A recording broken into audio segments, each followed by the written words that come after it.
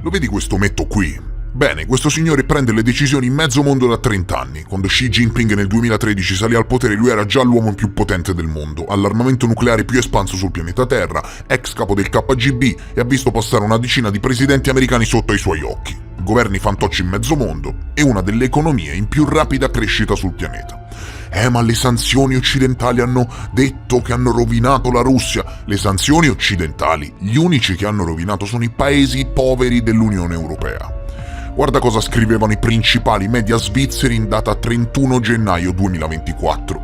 Le sanzioni non bastano a far cambiare rotta a Mosca. L'economia russa, spinta proprio dalla guerra e dai settori industriali a essa legata, crescerà, secondo il Fondo Monetario Internazionale, del 2,6%. L'economia russa è in continua crescita e quello che hanno fatto le sanzioni, su cui Putin ha anche raccontato svariate barzellette, è stato semplicemente rafforzare l'asse con la Cina e con l'Iran. Stanno costruendo un mega gasdotto che dalla Mongolia arriva in Cina e il Forum economico di San Pietroburgo è stato quello con la presenza più numerosa di paesi stranieri, in special modo l'Africa, che si sta stringendo alla Russia. La guerra in Ucraina continua incessantemente senza che la Russia abbia mai dato segni di cedimento e i fondi americani al Congresso destinati all'Ucraina si stanno fermando. Piano piano si stanno spostando le attenzioni geopolitiche internazionali e l'Ucraina non viene più considerata da nessuno. Ma da cosa è nato tutto? Perché Putin, che ha stretto mani ovunque negli ultimi 20 anni, ha deciso di mettersi il mondo contro? E quello che dicono da questa parte dello schermo è tutto vero? Come è nato tutto? Qual è stato il pretesto? Come stanno andando le cose? E soprattutto, di cosa parla? Eccoci. Di cosa parla la prima intervista al presidente della Federazione Russa dopo l'invasione dell'Ucraina? Il famoso giornalista americano pro-Trump Tucker Carlson, licenziato da Fox News in aprile, è andato in Russia come giornalista indipendente ad intervistare Putin e oggi vi farò un breve, davvero breve, riassunto dell'intervista. Dura più di 2 ore, quindi è davvero inutile che mi mettevo a fare i sottotitoli, ma ve ne parlo e ve la riassumo. Putin ha fornito molti punti di discussione familiari ed è stato raramente contestato da Carlson durante l'intervista. Come ben saprete, in Russia non esiste il concetto di democrazia per come lo conosciamo noi e dunque ti posso assicurare che l'unico motivo per il quale era lì è semplicemente perché non ha mai condannato pubblicamente l'invasione. Il presidente russo Vladimir Putin ha rilasciato un'intervista di più di 2 ore all'ex conduttore di Fox News Tucker Carlson, che è stata pubblicata online ieri. Sì, lo so, sono velocissimo, lo so, coprendo una varietà molto vasta di argomenti, dall'Ucraina all'economia russa, ma aprendo davvero pochi nuovi orizzonti. Pensate che per non farsi mancare niente, Putin è partito dalla storia della Russia con Caterina la Grande nel 1700. Anzi, prima, ha delineato nei primi 20 minuti tutta la storia geopolitica della Russia e dell'Ucraina negli ultimi 600 anni. Vi giuro, una roba davvero impressionante. Date, re, imperatori, dispute. Ha ampiamente dimostrato di avere una cultura devastante. E l'intervista si è aperta con un monologo storico, bello quanto noioso e prolisso, poco rilevante, ecco, che però è terminato nella consegna direttamente a Tucker Carlson di documenti storici ufficiali, direttamente dagli archivi storici del Cremlino, di documenti centenari, ok, che sostenevano le tesi storiche di Putin. È la prima volta che si vede il presidente della Federazione Russa consegnare documenti inediti ad un giornalista americano.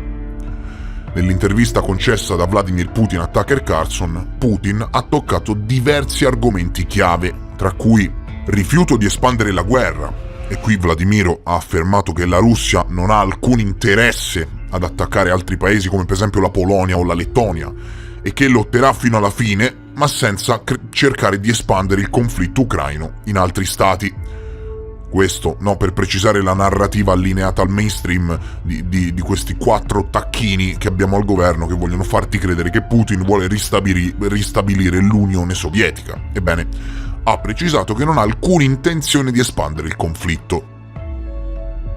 Un altro punto chiave è stato la forza della Russia in Ucraina. Ha ribadito che è impossibile per definizione, testualmente, impossibile per definizione sconfiggere la Russia in Ucraina, sostenendo che l'invasione era necessaria per fermare la minaccia di un'adesione dell'Ucraina alla NATO. Putin ha poi espresso la possibilità di un accordo per il rilascio del giornalista del Wall Street Journal Evan Gershkovich, detenuto in Russia con l'accusa di spionaggio, in cambio della liberazione di un prigioniero russo detenuto in America. Ha riferito, elaborando un altro punto chiave, che i servizi segreti russi con quelli americani sono in continuo dialogo per cercare un punto d'accordo per una sorta di scambio di prigionieri. Succede anche questo. Ma qual è uno dei punti critici, davvero critici? Uno dei punti critici, signori, è il rapporto con la NATO. Se sei arrivato a questo punto del video, prima di continuare, se stai apprezzando questo riassunto, ti chiedo cortesemente di lasciare un like e di spingere questo video nell'algoritmo della piattaforma. Non ti costa niente, per me è importantissimo, quindi se apprezzi, lascia un like. Putin ha rivelato una conversazione passata con Bill Clinton riguardo alla possibilità della Russia di unirsi alla NATO, che alla fine è stata respinta.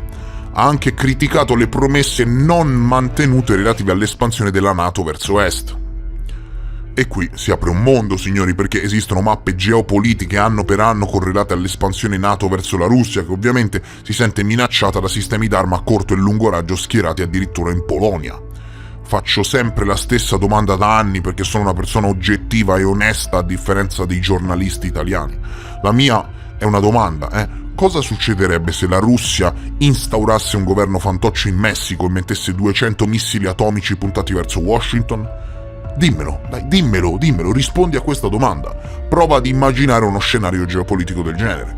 Immaginati se Putin domani schierasse dei sistemi d'arma di ultima generazione al confine con gli Stati Uniti. Te lo dico io cosa succede, ok? Succede la terza guerra mondiale. Ora, siccome né la Russia né gli Stati Uniti hanno perso la guerra, perché dovreste avere il diritto di minare la mia sovranità? Putin nell'intervista ha detto testuali parole. Ci sono state 5 ondate di espansione, abbiamo tollerato tutto, stavamo cercando di convincerli, stavamo dicendo per favore non fatelo. Adesso siamo borghesi quanto voi, siamo un'economia di mercato a livello mondiale in continua espansione e non esiste più la minaccia del Partito Comunista. Negoziamo, ha detto Putin, nemmeno un centimetro a est, dissero gli americani, e poi ha detto, non è stato sancito sulla carta, quindi ci espanderemo. Queste, signori, sono le preoccupanti, ma credimi, preoccupanti parole di Putin durante l'intervista. Comunque, dai, sulle relazioni Russia-NATO, signori, si potrebbe scrivere un'enciclopedia, fatto sta che è stato uno dei punti chiave dell'intervista. Non voglio dilungarmi. Un altro punto chiave è stato ovviamente il supporto militare miliardario degli americani all'Ucraina. Lo zar ha descritto qualsiasi sostegno militare degli Stati Uniti all'Ucraina come una provocazione e ha sostenuto che una soluzione al conflitto sarebbe possibile solo se gli Stati Uniti smettessero di fornire armi all'Ucraina. Ha anche rivelato, attenzione alle parole, ha rivelato che erano vicini ad un trattato di pace e che però la controparte ucraina ha riferito che avrebbero dovuto chiedere agli americani e quando sono tornati hanno riferito che gli americani non erano d'accordo. Quindi cosa ti fa capire questo?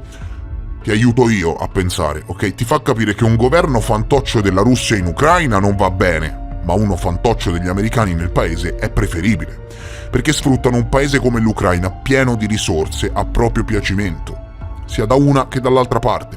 Se poi ci mettiamo da parte americana che confina con il peggior nemico degli Stati Uniti e che quindi funziona anche in modo strategico la presa dell'Ucraina, ben venga, no? Ipocrisia ovunque.